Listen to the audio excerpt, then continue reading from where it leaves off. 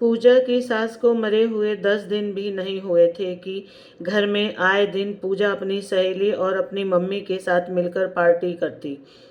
आज भी देर रात तक खाने पीने की पार्टी चलती रही।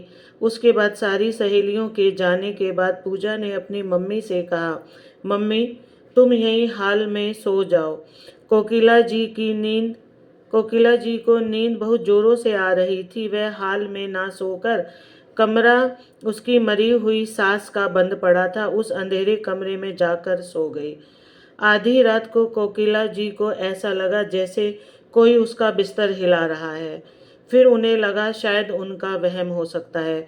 कुछ देर बाद उन्हें ऐसा लगा मानो उनका बिस्तर हवा में ऊपर की ओर उठ रहा है। तभी उनकी चीख निकल पड़ी। वह घबरा कर उठ बैठी। कमरे में कोई नहीं था, लेकिन बिस्तर कौन उठा रहा है? उसकी आंखों में डर साफ झलक रहा था। वह पागलों की तरह चिल्ला रही थी। तभी उनकी आवाज़ पूजा ने सुनी और किचन में पानी लेने आई थी। मम्मी क्या हुआ? मैंने तो कहा था हाल में सोना। डर गई क्या? अरे नहीं, मैं कोई डरपोक हूँ मम्मी। मेरी सास जब से गई है तब से सच में हम उस कमरे में नहीं जाते। उनके गुजरने के बाद से मैं उस कमरे में रात में तो क्या दिन में भी नहीं जा पाती हूँ। और रात की तो बात ही अलग है।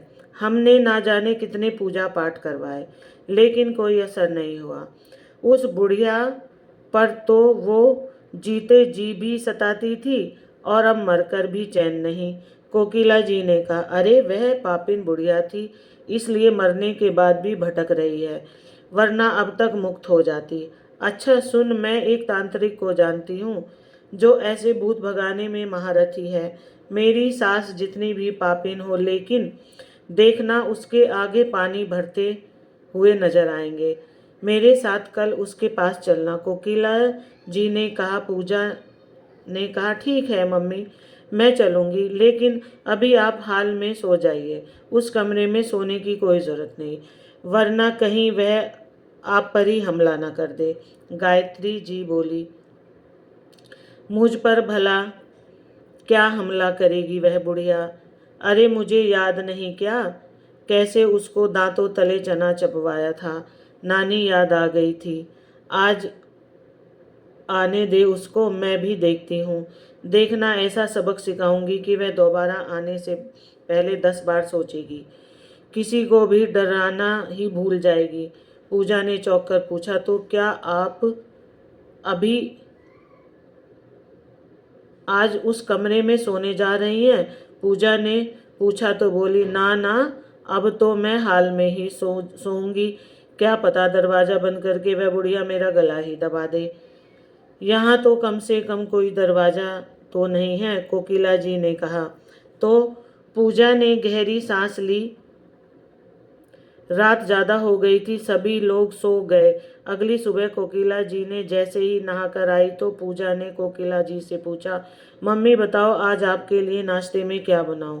जो कहोगी वही बनाऊंगी। तभी कमरे में एक भयानक सी आवाज़ बाहर आती है, अपनी माँ से क्या पूछ पूछ कर नाश्ता बना रही है? वो दे इस बासी रोटी और नमक जैसे मुझे देती थी। देख, डाइनिंग टेबल पर रोटी नमक रखा है, और नहीं खाएगी तो बहुत मारूंगी। जा खिला। पूजा डर के मारे सूखी रोटी अपनी माँ के मुंह में खिलाने लगी, और कोकिला जी भी भीगी बिल्ली बनकर निकले जा रही थी। ये आवाज़ पूजा की सास गायत्री जी की थी। उनके ऐसा कहते ही पूजा और कोकिला जी डर के मारे दूर कोने में सिमट गई और कहने लगी, मम्मी जी आप पहले तो आप बस रात में ही आती थी, अब दिन में भी। आज आप अपने कमरे से बाहर कैसे आ गई? पूजा ने डरते हुए कोकिला जी से कहा। देखो मम्मी, अब आया यकीन मेरी बात का। माँ जी मरने के बाद भी यही हैं। तभी फिर से गुस्से भरी आवाज़ आई, अरे भूल गई? तुम दोनों मेरे दिन रात का चैन छीन लिया था ना तुम माँ बेटी ने। अब तो मेरी बारी आई है। अब मैं तेरे पास चौगुना ताकत से हूँ। मैंने भी अब तुम लोगों को दिन रात का सुख चैन छीन लिया है। मेरा नाम भी गायत्री नहीं। पूजा की माँ कोकिला यह देखकर फटे हुए वृक्ष की भांति बेहोश होकर जमीन पर जा धराशायी हो गई। फिर से ठहाके लगाने वाली आवाज, अरे अभी से डर गई?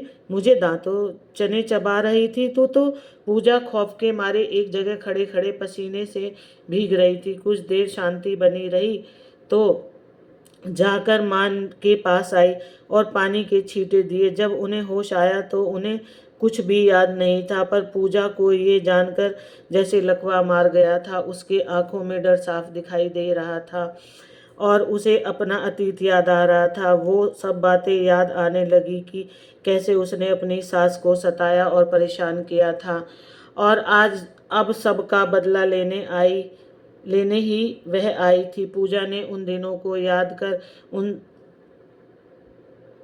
उनमें खो गई। सभी गायत्री जी को बेटे की शादी के लिए बधाई दे रहे थे, उपहार दे रहे थे। गायत्री जी एक विधवा महिला थी और अपने पति को कई साल पहले ही एक रोड एक्सीडेंट में खो चुकी थी।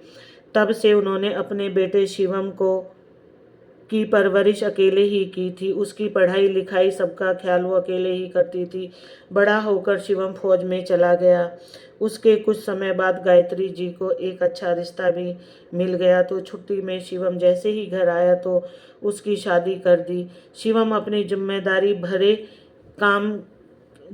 भरे काम की वजह से ज़्यादातर बाहर ही रहता था। इधर घर पर पूजा और गायत्री जी घर में ही रहते थे। शुरू शुरू में तो सब ठीक चल रहा था, फिर धीरे धीरे पूजा का रवैया गायत्री जी के प्रति रूखा होता चला गया। उसे देर रात पार्टी करने में बड़ा मज़ा आता। गायत्री जी अगर कुछ कहती तो उन्हें 100 बात सुना देती, इसलिए उसको अपनी सास बुरी लगने लगी थी। अब वह कोई भी काम बिना ताना दिए नहीं करती थी। यह सब गायत्री जी शिवम को इसलिए नहीं बताती क्योंकि शिवम की ड्यूटी पहले से ही बॉर्डर पर लगी होती थी। उस पर से घर की परेशानी बताकर वह उसे और परेशान नहीं करना चाहती थी। अकेले ही पूजा का बर्ताव सहन करती थी और उससे भी कुछ नहीं कहती थी, लेकिन पूजा इसी बात का फ़ायदा उठाती। पूजा अक्सर अपनी मम्मी कोकिला जी को अपने घर पार्टी में बुला लेती और दोनों साथ मिलकर गायत्री जी को खूब परेशान करते। दिन भर बात बात पर आदेश देते और अत्याचार करते थे। एक दिन पूजा ने कोकिला से कहा, मम्मी जी आज आप खाना मत बनाना, हमने खाना बाहर से ऑर्डर किया है। पिज़्ज़ा, बर्गर, कढ़ाई पनीर, मेरा और मम्मी का तो हो जाएगा। इसमें गायत्री जी ने कहा, ठीक है बहू, फिर मैं अपने लिए खिचड़ी ही बना लेती हूँ। गायत्री जी यह सोचते हुए किचन में चली गई और थोड़ा सा दाल चावल कुकर में चढ़ाने के लिए तैयार करने ही चली थी कि तभी पीछे से पूजा आकर कहने लगी, अरे यह क्या कर रही हो? मैंने मना किया ना कि खाना नहीं बनाना, सुनाई नहीं देता है क्या?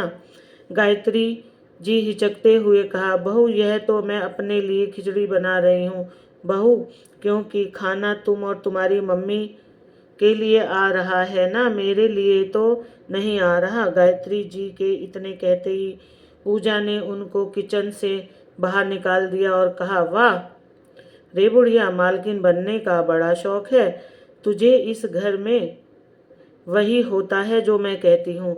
कोई मालकिन नहीं हो तुम जो सिर्फ तुम्हारे लिए चूल्हा जलेगा, फालतू के गैस नहीं इस घर में। और आपका बेटा तुम्हारे इस फालतू के खर्चे करने के लिए सरहद पर यूं मौत से नहीं लड़ता। गायत्री जी ने कहा, बहू तुम तो पिज्ज़ा खाने जा रही हो और मुझे भी तो भूख लगेगी ना। बनेगा नहीं तो फिर मैं क्या खाऊंगी? और तुम यह क्या बोले जा रही हो कि मेरा बेटा फालतू में नहीं कमाता? अरे वह अपने घर परिवार के लिए ही तो यह सब करता है और जीने के लिए मैं खाना तो खाऊंगी ना। गायत्री जी ने कहा। पूजा चीखी, हाँ पता है, जब तक आप खाएंगी नहीं नींद नहीं आएगी। फ्रिज में 2 दिन की ब्रेड बची है और बासी एवं 1 कटोरी सब्जी है, मिलाकर खा लेना, खबरदार कुछ बनाकर खाया तो। यह कहकर पूजा चली गई, लेकिन बेचारी गायत्री जी और क्या करती, बस वही बासी खाकर घर के कामों में लग गई। बाहर से जब पिज्जा, बर्गर, पनीर आए तो दोनों माँ बेटी सोफे पर बैठकर धड़ाम से बैठ कर गायत्री जी को जला जलाकर खाने लगी। गायत्री जी काम खत्म होने के बाद अपने कमरे में सोने चली गई। कुछ घंटे बाद पूजा की माँ कोकिला जी गायत्री को आवाज लगाती हुई बोली, अरे समधन जी, कहाँ इतना जल्दी सो गई? अभी घर के मालकिन जाग रही है और आप सो गई। जरा नींबू हींग का पानी बनाकर लाना, बहुत बदहजमी लग रही है मुझे।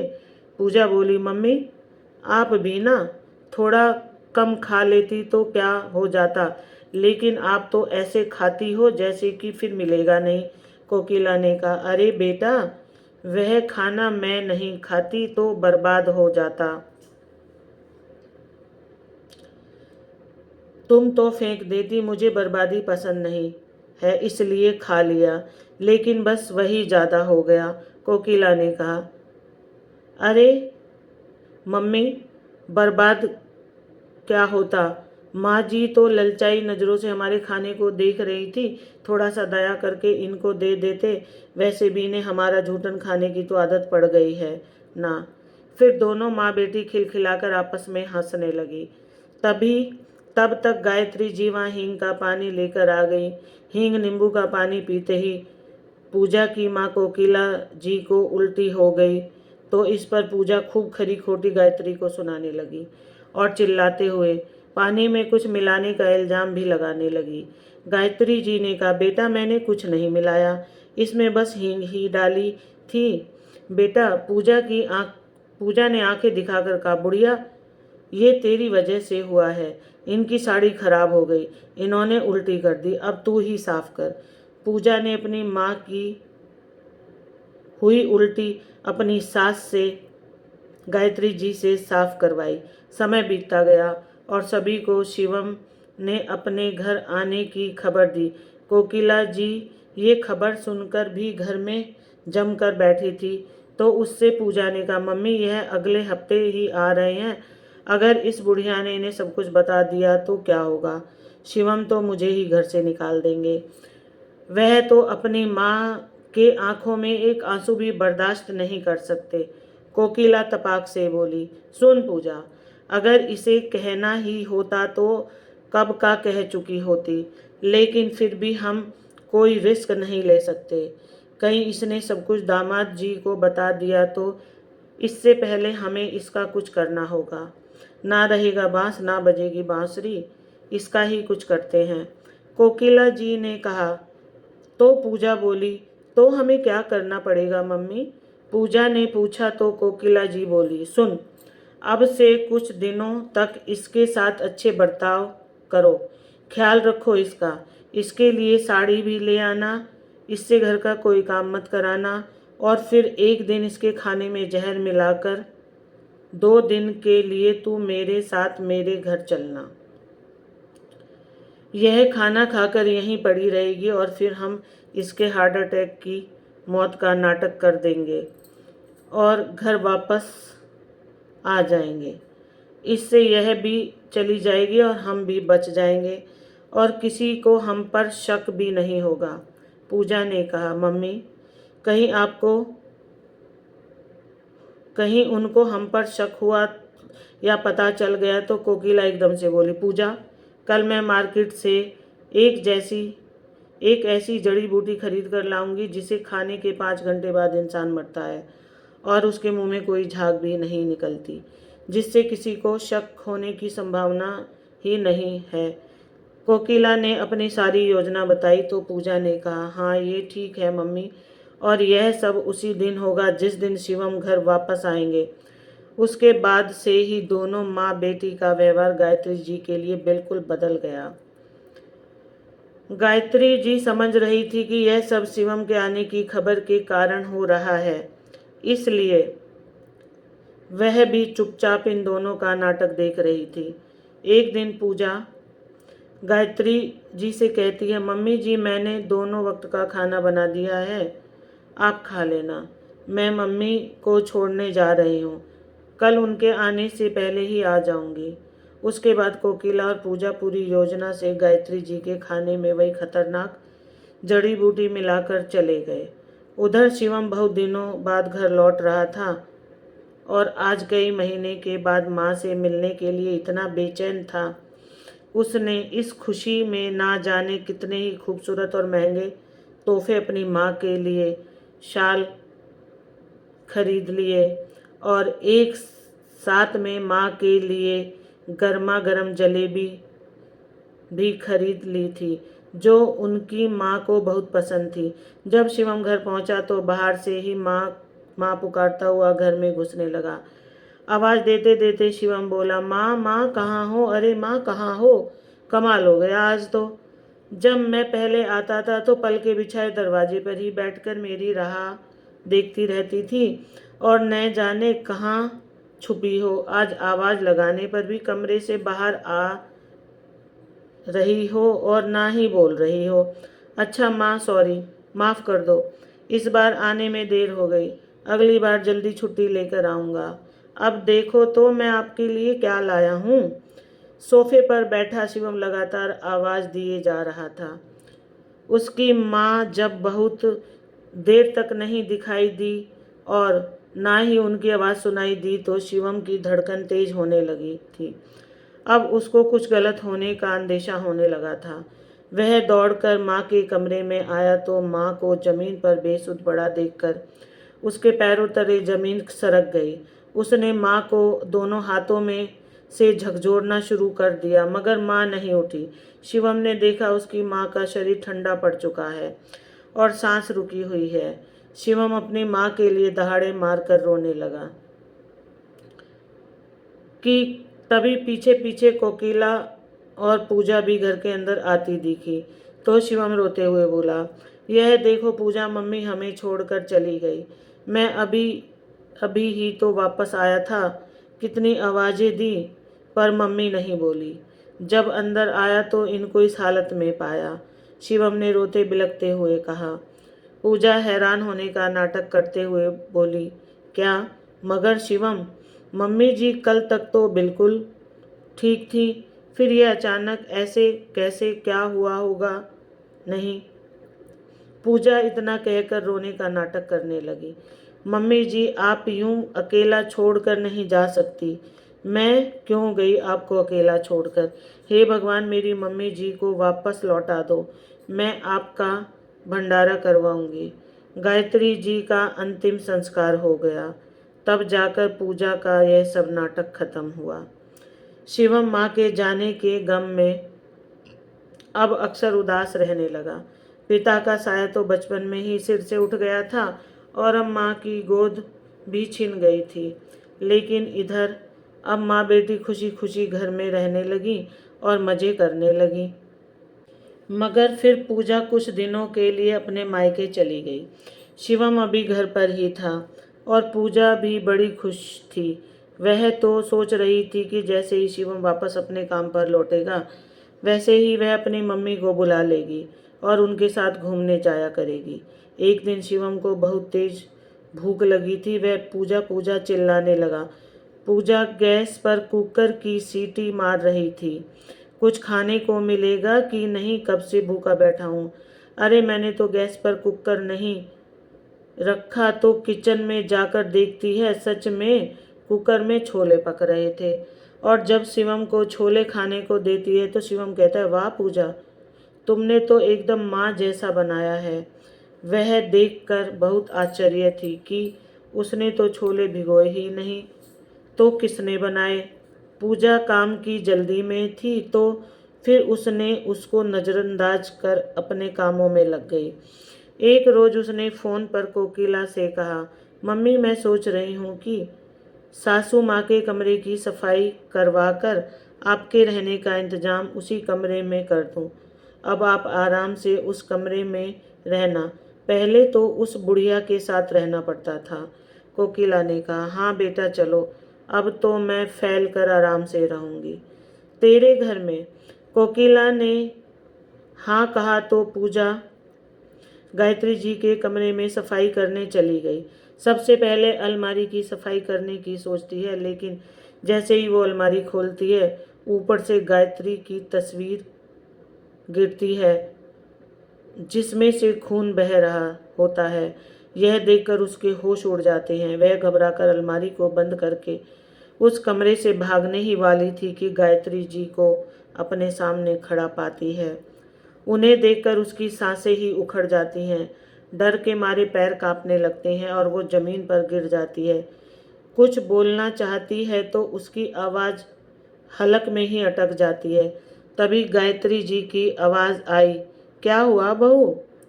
तुमने क्या सोचा था कि मुझे मार कर मुझसे हमेशा के लिए पीछा छुड़ा लोगी? लेकिन मैं तुम्हारा रोना देखकर जा ही नहीं पाई। तुम जो रो रो कर भगवान से मुझे वापस मांग रही थी, इसलिए मैं यहीं आ गई। बस सिर्फ मेरा शरीर गया था। तुम चिंता मत करो, मैं तुम्हें अब कभी अकेले नहीं छोड़ूंगी और फिर अपने साथ ही ले जाऊंगी। जैसे ही गायत्री जी ने ऐसा कहा तो पूजा डर के मारे जोर से चीख पड़ी और बेहोश होकर गिर गई। जब उसे होश आया तो उसने अपने सामने शिवम को पाया और वह घबरा कर उठ बैठी और शिवम से कहा, सुनिए शिवम, मम्मी जी गई नहीं, वह तो आत्मा के रूप में अपने कमरे में है। अभी अभी मैंने उन्हें देखा। शिवम ने चौंक कर कहा, यह क्या कह रही हो पूजा? जो एक बार चला जाता है वह फिर कभी वापस नहीं आता। क्या? और मैंने तो खुद ही अपनी मम्मी का अंतिम संस्कार किया है, वह कैसे वापस आ सकती हैं? तुम्हें भ्रम हुआ होगा, ये तुम्हारा डर है और कुछ नहीं। शिवम ने कहा तो पूजा जोर से बोली, नहीं शिवम, सच में मुझे कोई भ्रम नहीं हुआ है। आप अभी जाकर मम्मी जी के कमरे में जाकर उनका तस्वीर देखिए, खून लगा मिलेगा। पूजा ने ऐसा कहा तो शिवम जाकर गायत्री जी का तस्वीर देखने लगा। उसे तस्वीर पर कोई खून का दाग दिखाई नहीं दिया। तो इस पर शिवम पूजा का हाथ पकड़कर गायत्री जी के कमरे में ले गया और कहा, देखो मैंने कहा था ना तुम्हें वहम हुआ है, यह देखो कहाँ है खून। पूजा क्या खून देखती? उसकी तो आंखें ही खून से लाल हो चुकी थी, क्योंकि शिवम के पीछे ही उसे गायत्री जी खड़ी हुई दिखाई दे रही थी। खौफ के मारे वह चीखती हुई कमरे से भाग गई। फिर इस बात के बाद उसने उस कमरे में जाना ही बंद कर दिया। उसने तो कितने पूजा पाठ भी करवाए, पर गायत्री जी का एहसास उसे हर वक्त घर में होता रहा। देखते ही देखते शिवम के ड्यूटी पर जाने का दिन आ गया तो पूजा अपनी मम्मी को फ़ोन पर कहा, मम्मी अब तो यह भी जा रहे हैं और इधर यह मरी हुई बुढ़िया मुझे अलग ही परेशान कर रही है। इनसे कहती हूँ तो यह इनको मेरा वहम कहते हैं। इन्हें कुछ नहीं दिखता मगर मुझे दिखता है। बहुत डर लगता है, इसलिए आप आ जाओ। कहीं अकेला पाकर यह बुढ़िया मुझे मार ही ना दे। इससे अच्छा तो यह होता कि यह बुढ़िया जिंदा ही रहती। हर दिन खौफ में जीना पड़ रहा है। कोकिला ने कहा, अरे सच ही तो है, कह रहे हैं दामाद जी, यह तेरा भ्रम ही है। यह सब भला मरने के बाद कोई लौटता है क्या? वो जाने कहाँ चली गई होगी, लेकिन तू डर मत, ठीक है ना? मैं आती हूँ और देखती हूँ कि कौन परेशान करता है तुझे। अरे हम तो पार्टी करेंगे, बुला लेना अपनी सहेलियों को, कोकिला ने कहा तो पूजा ने थोड़ी चैन की सांस ली।